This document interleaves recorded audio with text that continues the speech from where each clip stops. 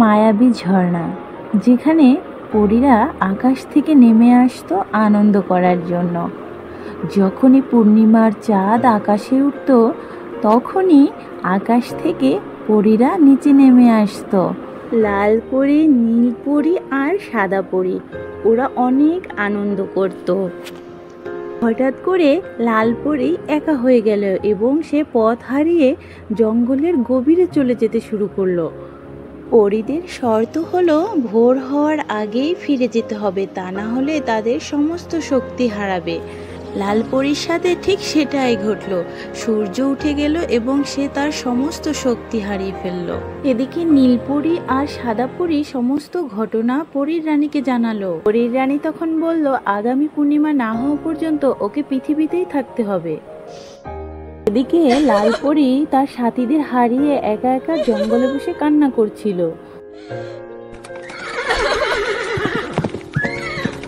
হঠাৎ করে সেই রাস্তায় আগমন ঘটে রাজকুমারের।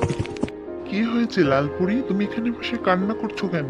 তখন লালপরী তাকে সমস্ত ঘটনা খুলে বলে। এটা শুনে রাজকুমার বলল, ঠিক আছে, এই 1 মাস তোমার সুরক্ষার দায়িত্ব আমিই নিলাম। তুমি আমার সঙ্গে নিঃসন্দেহে রাজপ্রাসাদে যেতে পারো, তোমার কোনো ভয় নেই। লালপরী রাজি হলো এবং রাজকুমারের সাথে রাজপ্রাসাদে চলে গেল। এখন থেকে তুমি এখানেই থাকবে, আর তোমার কোনো কিছু প্রয়োজন হলে আমাকে বলবে। এতদিনে লালপরী ও রাজকুমার একে অন্যকে ভালোবেসে ফেলেছে, কিন্তু মানুষ আর পরীর তো বিয়ে হয় না। একমাত্র পরীর রানী পারে তাদের এই সমস্যার সমাধান করতে। তাই তারা সিদ্ধান্ত নেয় পরীর রানীকে বলে মানুষে রূপান্তরিত হবে। পূর্ণিমার চাঁদ উঠতেই আকাশ থেকে নেমে এলো পরীর রানী। রাজকুমার ও লালপরী সেই ঝর্ণার পাশেই দেখা করলো পরীর রানীর সাথে এবং পরীর রানীকে সমস্ত ঘটনা খুলে বলল।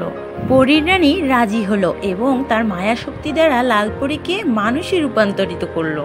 অবশেষে মানুষে রূপান্তরিত হয়ে তারা পরীর রানীর প্রতি কৃতজ্ঞতা প্রকাশ করলো এবং তারা রাজপ্রাসাদে ফিরে গেল। মহা ধুমধামে তাদের বিয়ে সম্পন্ন হলো এবং তারা সুখে দিন যাপন করতে লাগলো।